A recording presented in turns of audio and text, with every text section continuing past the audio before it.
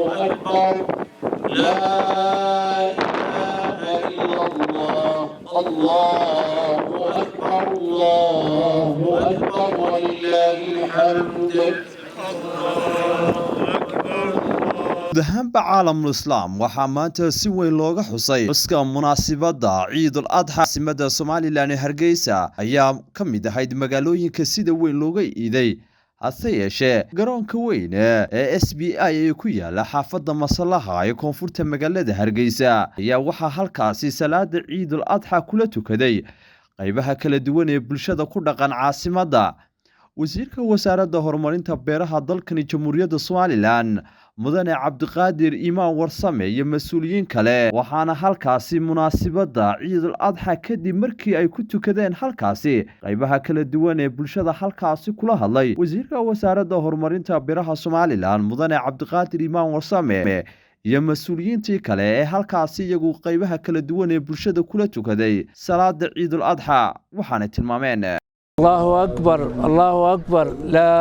إله إلا الله والله أكبر الله أكبر ولله الحمد الحمد لله رب العالمين إلهي وما هذا له سبحانه وتعالى أعماشي صالحة أنو سو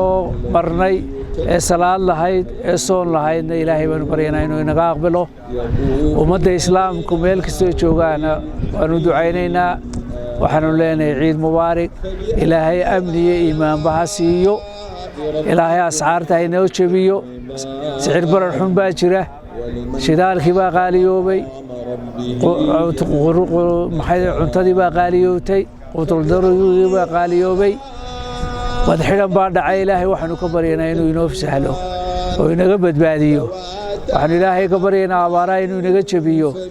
abaar baahsan baa jirta ilaahay roob baahsan inuu siiyo qamca kor u taagno laysa saamaxo lays cafiyo sanadkan sanadka xigana aynu ku gaadhno barwaaqo ciid mubaarak baan leeyahay dhammaan ummadda muslimiinta ah gaar ahaan ummadda Soomaaliyeed ayna fahmaysa waxa kale ciid mubaarak leeyahay dhammaan ummadda Somaliland iyo family-gayga oo ugu horeeyaan hooyaday iyo aabahay iyo carruurtayda iyo xaaskayga iyo inankayga yar waxa kale oo ciid mubaarak leeyahay iyagana in bahdaan wada shaqeyno inuu wadaagno shaqada guud ee shirkadaha Laas Group dhamaantood aanu kala qaadqaadiyay waxaan wada leeyahay maamul iyo shaqaalaba ciid mubaarak ciidda ilaahay nagu gaarsiiyo bash iyo barwaaqo waa maasantii fantastic television ka Ariel